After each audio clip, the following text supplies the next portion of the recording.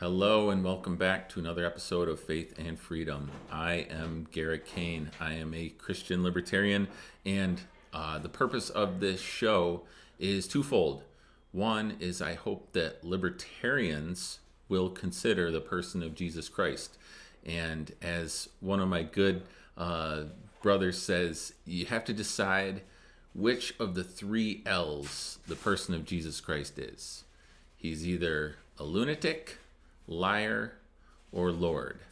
And your life and how you live it depends on which one of those three that you pick.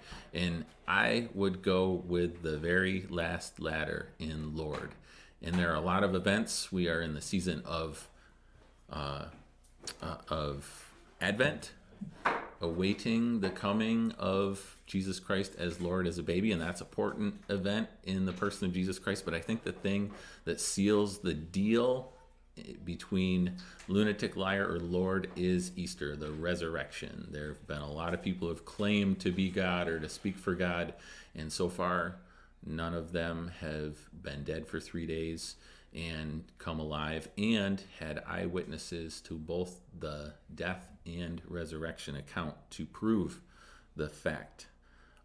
So the other purpose of this show is to convince some Christians who are not, or that don't think they're libertarians, that they may be, or maybe they should consider the libertarian political view. So that's why I'm here. Today, I'm going to give you a Christian libertarian perspective on the Rittenhouse verdict, but some other cases that followed closely on the heels of that verdict and how our society and different political groups reacted. So, first, I have a confession to make. I was wrong. I gave like a little teaser / prediction to the Rittenhouse verdict in one of my previous episodes. I said if Rittenhouse was acquitted, that the left would probably lose it and act out physically in the streets. That, for the most part, that I heard about didn't happen. So I was wrong there. And I think part of the reason I was wrong is I overlooked the message that this verdict would send. And this is part of how the left was sort of freaking out in the metaverse, so to speak. I guess the new metaverse is the online community / world that we create with social media. They were concerned that the message of a not guilty verdict for Rittenhouse would embolden extreme right-wing vigilantism.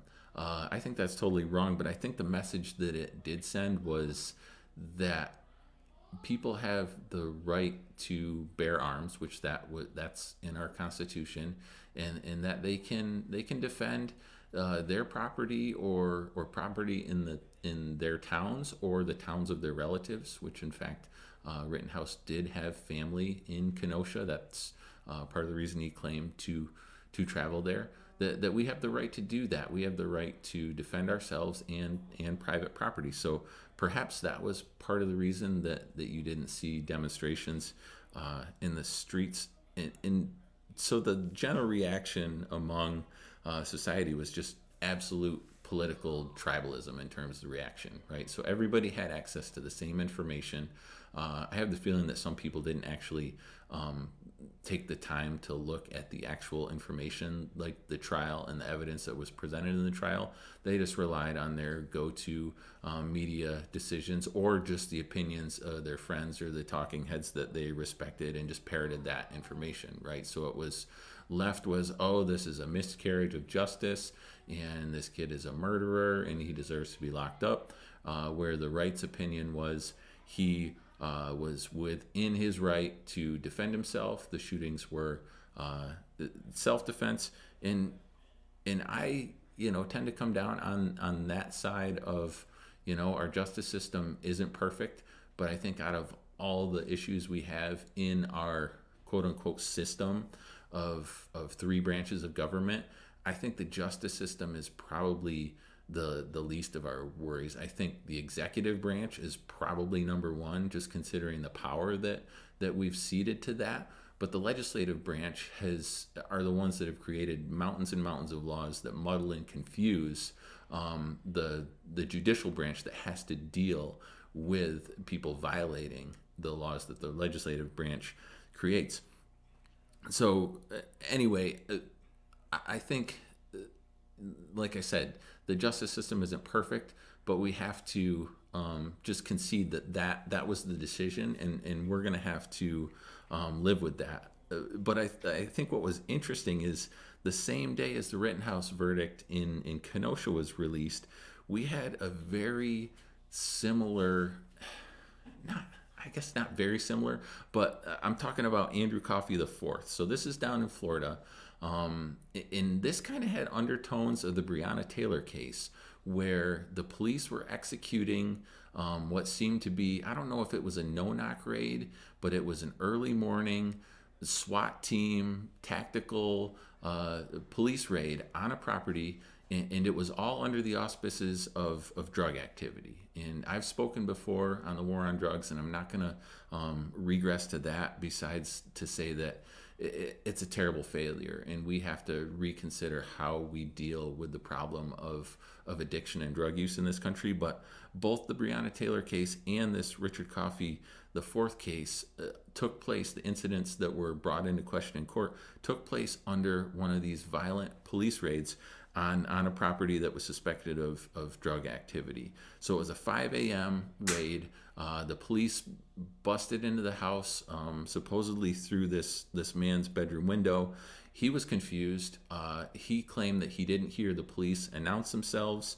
He just woke up in the middle of chaos at 5 a.m., grabbed his firearm that he kept to protect himself and his property, and started firing on the people that he thought were invading his home. Well, these people turned out to be the police. They returned fire. In the crossfire, nobody knows, but his girlfriend ended up dead. He actually had the charge of her manslaughter on him because they couldn't identify which bullet hit her first. So the trial shook out, and he actually got acquitted on all but, I think, a minor weapons possession charge, by claiming that he didn't know it was the police and he was defending his property. Not a peep that I saw. Not a major. The right didn't throw up their hands and hit the streets. Obviously, the left weren't going to complain about that. And a lot of my libertarian friends put these two cases up as an example and said, look, this is the same justice system. Granted, they're in Wisconsin and Florida respectively, but we have to kind of deal with an imperfect system. But a lot of times I feel like they often get it right. And I think in these two cases, overall, they probably got it right. Now, did Kyle Rittenhouse put himself in a terrible situation? Did he have a little bit of wannabe law enforcement officer pride or cockiness going on? Yeah, sure, maybe. Were those individuals that he shot at there to cause trouble and commit violence? And did one of them possess an illegal handgun? Sure, yeah. And the other stuff that gets brought up is, well, the people that Rittenhouse shot, they had rap sheets a mile long. They were sex offenders. They were violent criminals.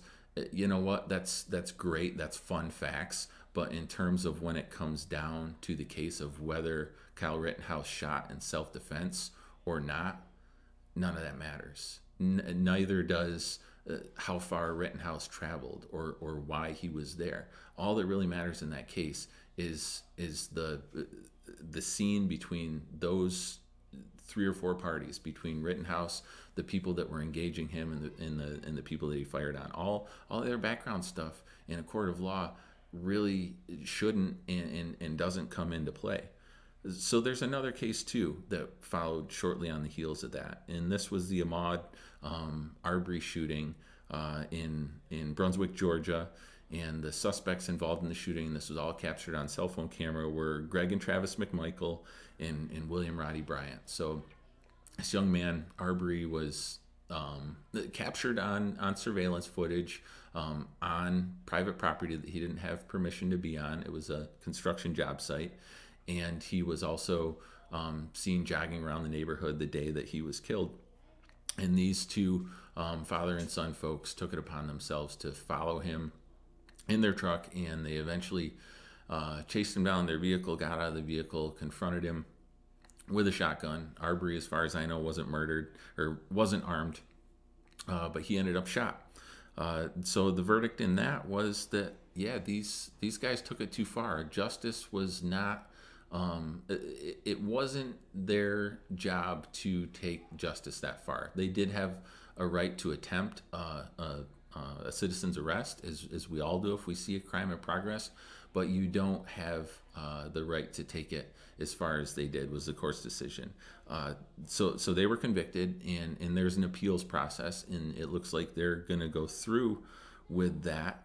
And again, I didn't see big outrage on the right or the left beside that verdict, but for some reason the Rittenhouse verdict was controversial, was divisive, and I think maybe it was higher profile. Maybe it was the fact that it was at a Black Lives Matter, an event that was protesting police supposed police injustice against a person of color. But I think the lesson here is that we as Christians and us as Christian libertarians, we need to, for better for worse, put some trust in the justice system that we have in this country, which is the best we can do. But moreover, I think we should trust in God's ultimate justice, right? And I think that's what's comforting for Christians, is that we can see these things and we can mourn with those who mourn if we think there hasn't been justice. But ultimately, we have to realize that we are humans and our systems are imperfect, but God's system is perfect, and his justice will be served. So we are commanded as Christians to seek justice, right? We have a couple good passages here. Psalm 106, verse 3. Blessed are those who act justly, who always do what is right. Additionally, we have Zechariah chapter 7, verse 9. This is what the Lord Almighty said: administer true justice, show mercy and compassion to one another. Do not oppress the widow or the fatherless, the foreigner or the poor. Do not plot evil against each other. So we are called by God to seek to do justice as best we can. But I think what I'm going to leave you with is what my son and his Bible quiz friends are out there studying right now, and that's Romans 12, verse 19. And this is where we can fall back on that even when our justice is flawed, that we can trust that God's justice is good and perfect. Romans 12, verse 19. Do not take revenge, my dear friends, but leave room for God's wrath, for it is written, it is mine to avenge, I will repay, says the Lord. So we can leave that there. I encourage you, the next big case or the next big social event that comes out, just keep those fingers away from the keyboard. Keep your mouth away from the cell phone or whatever you have, and just put a little thought and prayer into your sense of justice versus God's sense of justice.